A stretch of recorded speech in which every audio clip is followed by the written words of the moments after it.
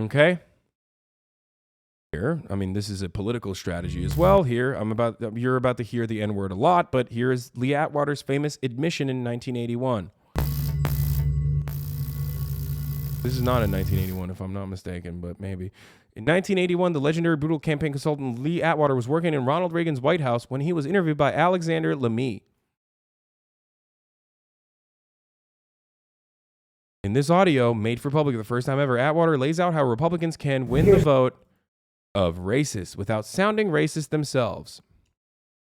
Here's how I would approach that issue as a statistician or a political scientist, or no, as a psychologist, which I'm not, is how abstract you handle the race thing. In other words, you start out, and now y'all are quoting me on this. You start out in 1954 by saying nigger, nigger, nigger. By 1968, you can't say nigger. That hurts you, backfire. So you say stuff like forced busing, states' rights, and all that stuff. And you're getting so abstract now. You're talking about cutting taxes, and all of these things you're talking about are totally economic things. And the byproduct of them is blacks get hurt worse than whites. And subconsciously, maybe that is part of it. I'm not saying that, but I'm saying that if it is getting that abstract and that coded, that we're doing away with the racial problem one way or the other. You follow me?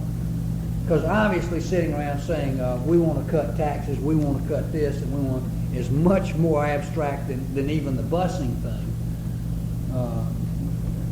and a hell of a lot more abstract than nigger, nigger, you know. So any way you look at it, race is coming on the back burner.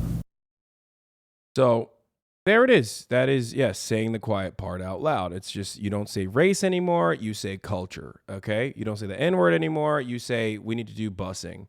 We need to call busing forced busing. That's integration. That's an anti-integrationist position, which, by the way, our current president also held and championed from the Democratic Party back in the day. But that's besides the point. You know, Jim Crow Joe, the architect of the crime bill that eviscerated black communities, that's a totally separate discussion, separate conversation. Still has not legalized marijuana at the federal level. I don't know why.